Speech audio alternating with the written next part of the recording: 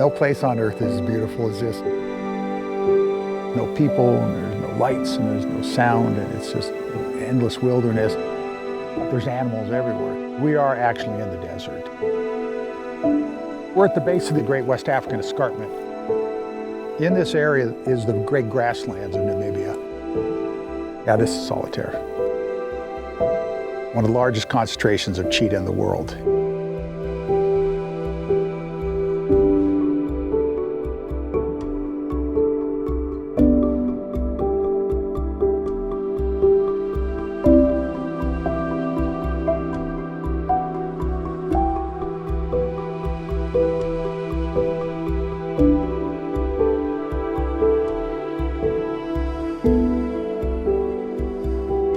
An ex-partner of ours got involved with a group who were supposedly doing conservation work with captured cheetah that needed a soft release camp where they could take them, vet them, collar them, and release them someplace far away from where they were supposedly predating livestock.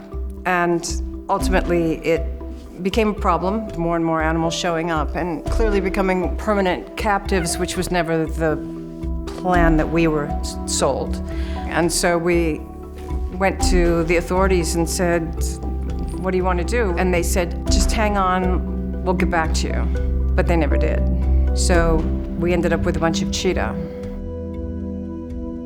The previous person who managed the project released a few cats in this area without telling the farmers, and the farmers went crazy, and rightfully so, because these were cats that were supposedly captured because they were predating livestock. Now, when farmers see cheetah with collars, even if they're wild cheetah that are part of a legitimate research project, they shoot them. If you captured a cheetah, you not killed it, and you decided to release it, the place where you release it, there have to be a very good investigation about that area. Otherwise, you have conflict again.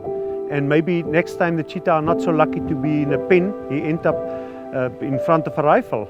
I would say please release it somewhere else, not on my doorstep, simply because I don't want to create problems for myself. Yeah. The truth is, this is a big, wide open country, and everyone thinks that, oh, well, if we just take the cheetah over there, they'll be fine. We'll just release them over there, but there is no over there. There is no place to release them.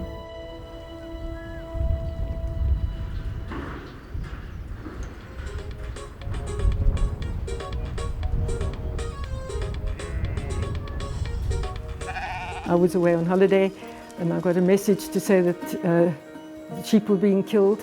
In total, 22 ewes were killed in the kraal over about a 3-week period. I asked neighbors and people, what could it possibly be? And everyone suggested that it was a mother teaching her cubs to hunt. It's your livelihood that's at stake and at risk. I certainly understand why people do have to eradicate them. But on the other hand, I think that we upset nature so much that I prefer to try and work with nature and leave as much natural as possible.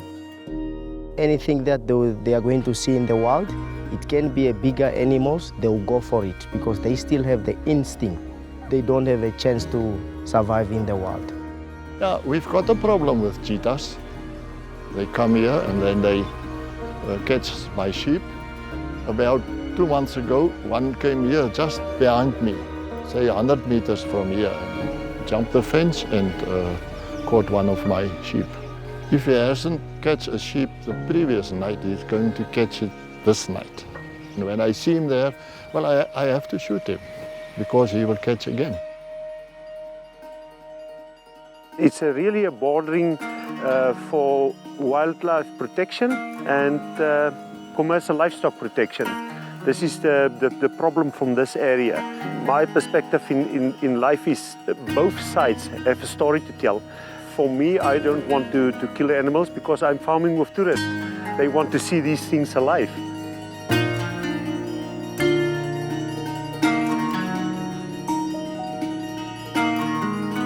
My father is a farmer, his father was a farmer, and so on and so on.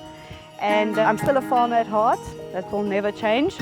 And I still love the cheetahs. That will also never change. So I try and work with both. The problem is with those, as long as they've been tagged, they got their collars on, and the batteries are full. Like if they do harm, then you can trace them. But after 2 years, the batteries are flat, and then you can't trace them anymore. For the predators, you can't control predators. They were first, we come second. So actually, the Namib, this desert belongs to them. We are the ones who make a mistake. If you're a farmer, by default, you're an animal lover. They will actively admit, this is a beautiful creature, this is a beautiful animal. They don't necessarily want to go out and kill them, but if you can imagine, it's the same as someone breaking into your bank account and stealing all of your funds. That's the same principle for a farmer. So if you can provide them with an alternative to having to go out and kill these animals, they will at first try it. But the problem is also with the whole conservation versus farmer argument. Over the years, there's been a lot of animosity between the two. When you try and meet them in the middle, that's where you get more results. We have actually decided to sell our farm to Namibia, and so that our farm is going to go back into conservation. But for me, the fact that it's going back to nature, it's still warming of the heart. So there will still be animals, there still would just not so many sheep and goats and cattle. If in that case they phone me and they say want to release a cheetah, I will say, come, I'll bring the boom up.